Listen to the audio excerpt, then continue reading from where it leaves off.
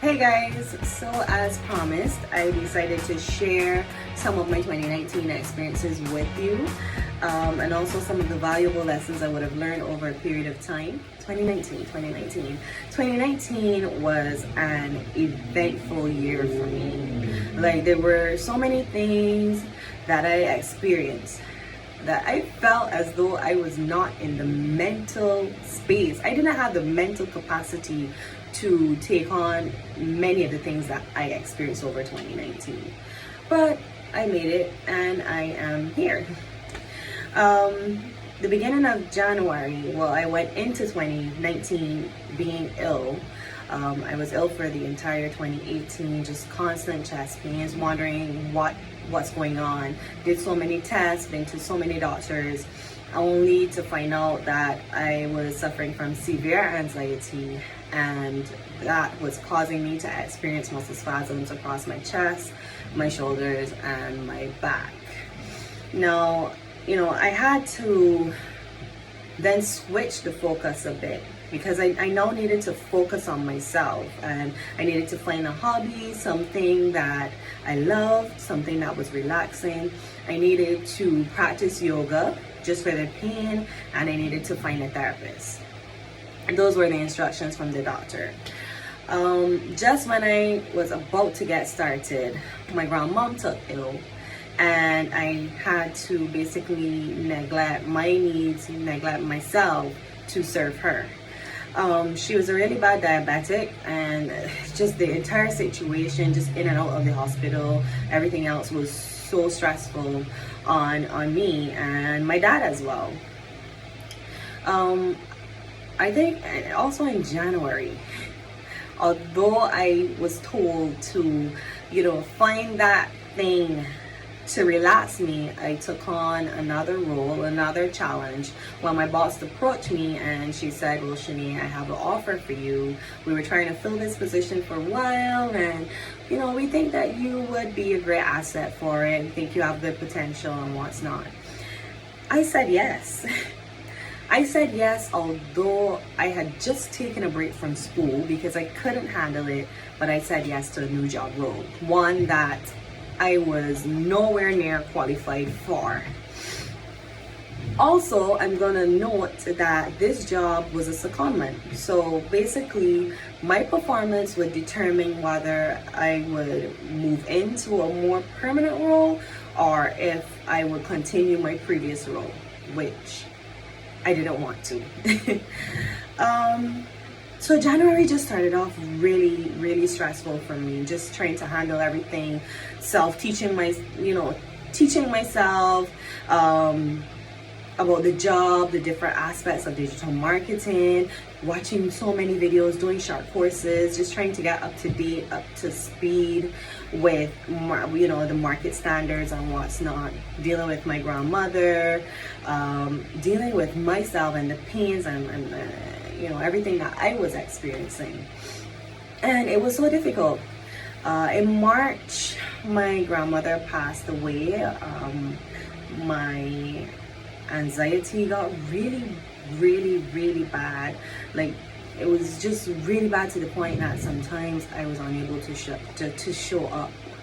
And it's hard because I didn't want to accept that I had or that I suffer from anxiety. It's not something I wanted to be open up about. It's not something I wanted to admit to myself, because I am a go-getter. Like, nothing is supposed to slow me down, I thought. And there I was, just feeling as though I can't do it. Feeling depressed. I showed signs of depression, and I felt like, Shani, you need to take care of yourself. Shani, yeah, you want to be successful. Yeah, you want to work hard, but you need to take care of yourself. Like, you are 25 years old. And I kept preaching this to myself, but I don't think I was doing enough. So I started going therapy, and I started doing some courses online, a recovery formula course program where I just wrote down stuff that I was grateful for and what's not. I started reading more books just to put me in a positive mindset, and I still had to work really hard. So here I am trying to put myself in the best mental space while trying to prove my worth and add value to our organization. Because when my boss told me about this role, she said, if it doesn't work out, we can take you back to where you were before. We can, you can go back to your other role that's open for you. And I don't know what made me said this, but I said, no, I'm not going back. I've worked too hard to be going back. And if it doesn't work out, then I'm going to resign. Why did I even say that? I am not even sure what made me say that, but I did. And I had to live up to that standard. I had to live up to that comment I made. I had to show out, and I had to, I had to get the work done. Again, anxiety problems, so painful being at the doctor. Some days I'm just asking my boss to work remotely because I was in so much pain. I just didn't want to talk to anyone.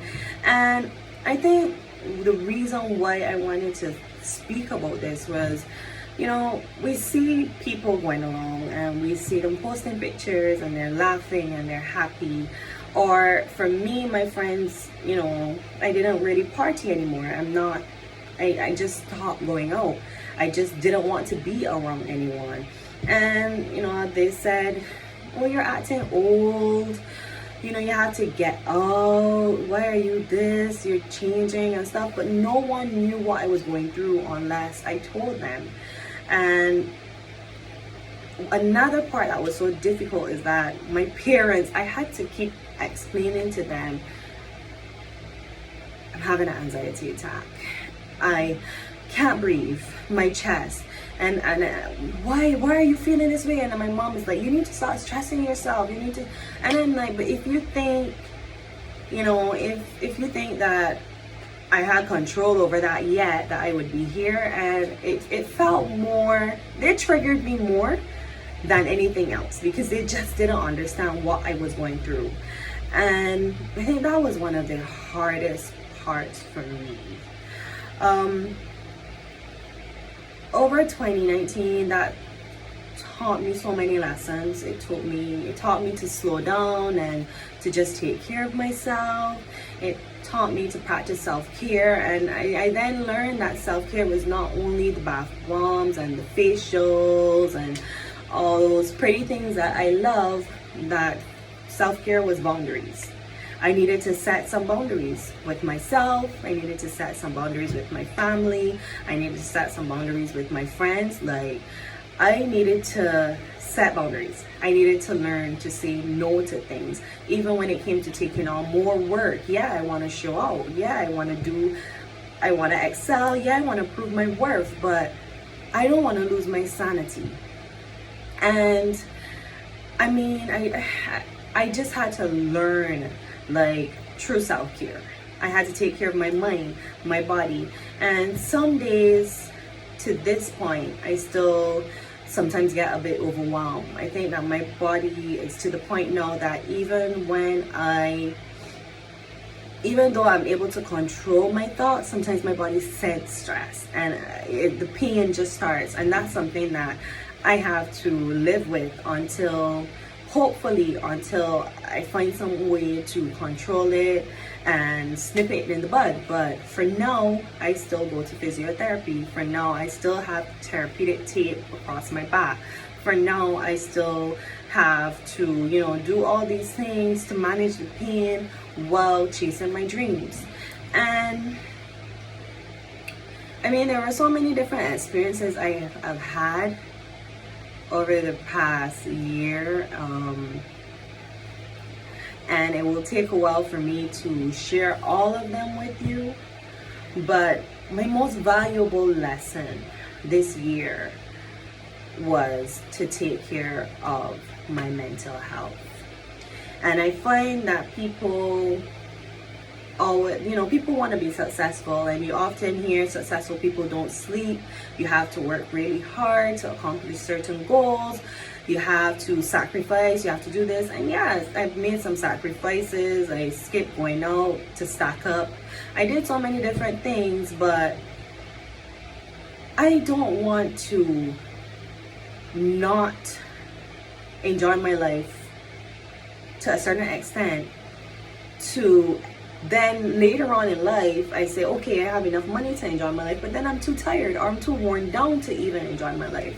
Like I believe that mental success is just as important as financial success. And maybe people wouldn't agree with me.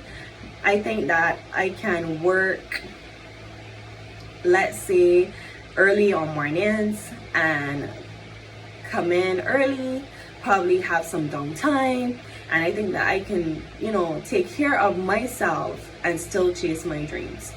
I had to, and I just want people to really start to take care of their mind. Like, I never thought that I would experience some of the things that I did, and I never thought that I would be at this stage. I'm 25, and I keep saying this, like, I'm 25. Why am I going through this? Why am I feeling so worn out? Just take care of yourself. Really, like, take care of yourself. I know there's still some people that don't take anxiety and depression and stuff seriously until, you hear this guy hangs himself or a girl kills herself, and we're wondering like why, but they just needed someone to listen, someone to talk to, someone to encourage them to love themselves, someone to encourage them to put God first, someone to encourage them to pause and reflect, someone to encourage them to see the positive light of life. And maybe you are that someone that needs someone, or maybe you are that someone needs. Regardless of what it is, I just want you guys to understand that mental success is just as important as financial success. And that was a recap of my 2019. Yeah.